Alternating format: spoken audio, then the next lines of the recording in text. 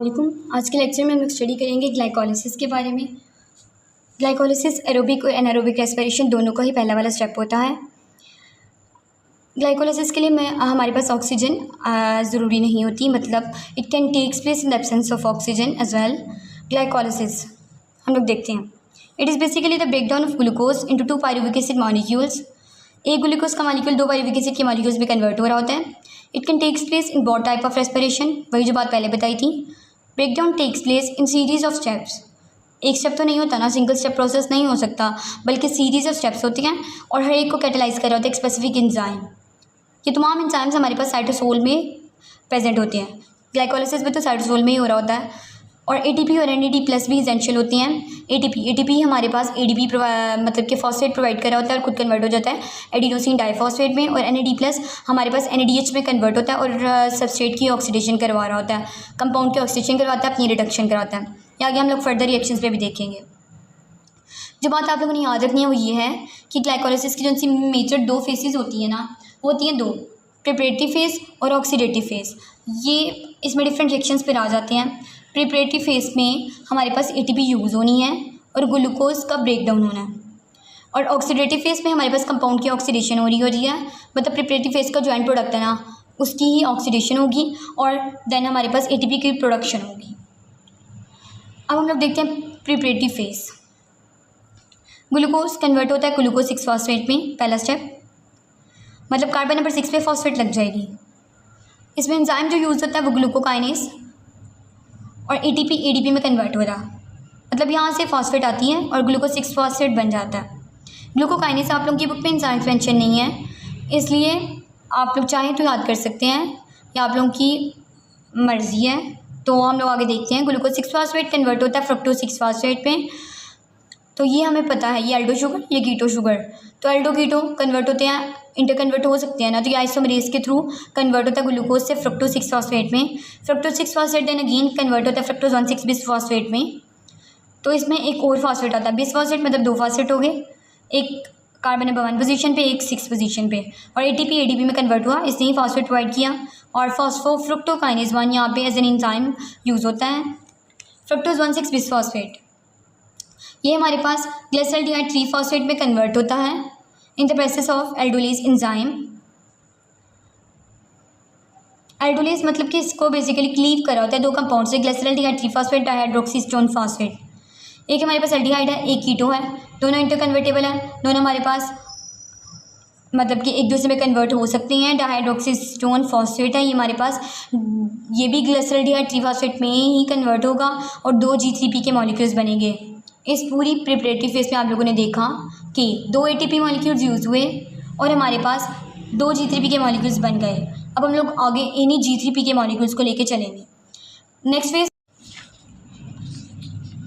Oxidative phase. Oxidative phase में हमारे पास क्या होता है, हाइड्रोजन का रिमूवल होता है G3P से, और हमारे पास एनर्जी रिलीज होती है in the form of ATP.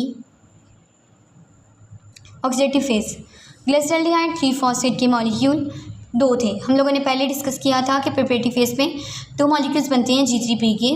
Then हमारे पास दो इनऑर्गेनिक फॉस्फेट आए और दो NAD हमारे पास NADH में कन्वर्ट हुए, और इन्होंने हमारे पास करवाई 1,3 बिसफॉस्फोग्लिसरेट एसिड में कन्वर्जन, मतलब कि यहाँ इसकी ऑक्सीडेशन हुई, इसकी हमारे पास ऑक्सीडेशन से बनता है 1,3 बिसफॉस्फोग्लिसरिक एसिड, इसको हम लोग 1,3 बिसफॉस्फोग्लिसरेट भी बोल सकते हैं।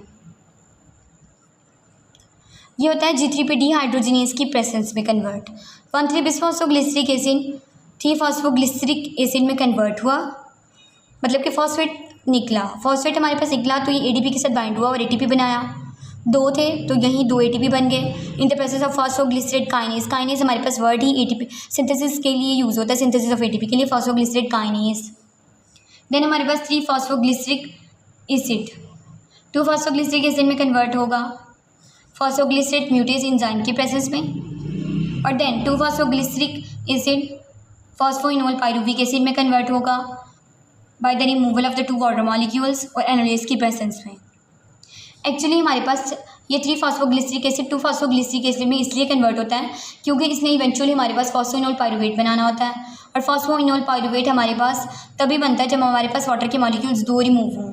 तो ये हमारे पास इस मॉलिक्यूल में रिमूव, अगर हम लोग इसके स्ट्रक्चर को बेसिकली देखें ना तो उसमें से 2 वाटर के मॉलिक्यूल्स रिमूव नहीं हो सकते, इसलिए ये पहले कन्वर्ट होता है 2-फॉस्फोग्लिसरिक एसिड में और फिर उसके बाद 2 मॉलिक्यूल्स रिमूव होते हैं वाटर के और फॉस्फेनोल पायरुवेट बनता है। और इसका बनना क्यों ज़रूरी है? क्योंकि इसमें हाई एनर्जी फॉस्फेट ग्रुप होता है जिसके रिमूवल से हमारे पास एनर्जी रिलीज होती है for the synthesis of ATP।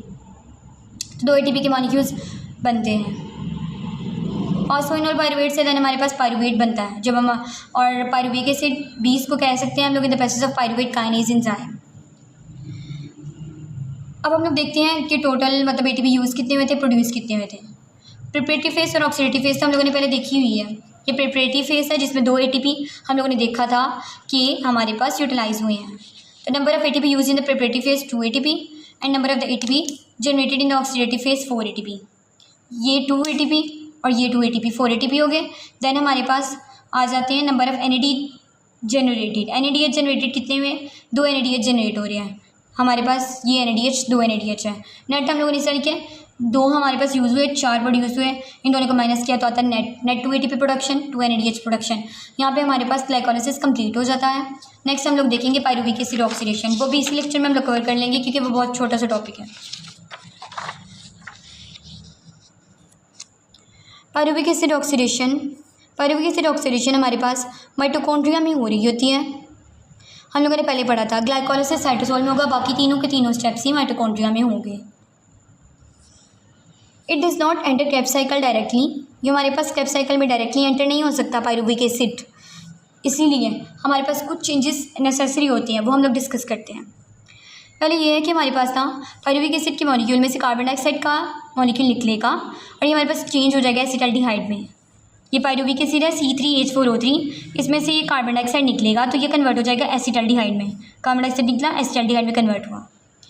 Then acetaldehyde हमारे पास ऑक्सीडाइज्ड हुआ, उसकी ऑक्सीडेशन हुई, हाइड्रोजन रिमूव हुआ मतलब, और ये हमारे पास बन गया एसिटाइल ग्रुप। NAD+ इस प्रोसेस के दौरान NADH में कन्वर्ट हो रहा होता है। ये हम लोग देखिए एसिटाल्डिहाइड एसिटाइल ग्रुप में कन्वर्ट हुआ, हाइड्रोजन रिमूव हुआ। हाइड्रोजन, यही वाला हाइड्रोजन हमारे पास NAD+ पे के पास किया और ये हमारे पास कन्वर्ट हो गया NADH के पास। और एसिटाइल ग्रुप हमारे पास देन कोएंजाइम E के साथ मिलकर ना तो एसिटाइल कोएंजाइम E बना रहा होता है। Glucose enter the cells from tissue fluid, tissue fluid से हमारे पास सेल्स के अंदर ग्लूकोज एंटर कहाँ से होता है? बाहर टिश्यू फ्लूइड है अंदर और सेल्स हैं, सेल्स के अंदर हमारे पास एंटर होगा वाया द ग्लूकोज ट्रांसपोर्टर। हमारे पास बेसिकली स्पेशल ग्लूकोज ट्रांसपोर्टर होते हैं जो फैसिलिटेटेड डिफ्यूजन होगी, मतलब कि कैरियर्स के थ्रू हमारे पास मूव कर रहे हैं, ग्लूकोज एंटर होगी सेल में। और ये हमारे पास जो उनसे कैरियर्स हैं इनको कंट्रोल कौन कर रहा होता है? इंसुलिन। इंसुलिन हमारे पास ग्लूकोज की अपटेक को बढ़ा देता है ना, जब इंसुलिन हमारे पास ज़्यादा होगा तो it will increase the uptake of the glucose by cells. Pyruvic acid can also turn back into glucose, ये पायरुविक एसिड जो हमने बनाई है ग्लाइकोलाइसिस के थ्रू, ये हमारे पास ग्लूकोज में दोबारा रीकन्वर्ट हो सकती है by the process of gluconeogenesis. मतलब कि ग्लाइकोलाइसिस को ही बहुत सारे स्टेप्स होते हैं, उसको रिवर्स करते हैं तो ग्लूकोनियोजेनेसिस हो जाता है, बस कुछ स्टेप्स चेंज होते हैं। अभी तक के लिए इतना ही काफ़ी है। अब हम लोग नेक्स्ट लेक्चर में नेक्स्ट टॉपिक्स कवर करेंगे, जैसे कि इलेक्ट्रॉन ट्रांसपोर्ट चेन अभी रहता है, क्रेब्स साइकिल रहता है। तब तक के लिए अल्लाह हाफिज़।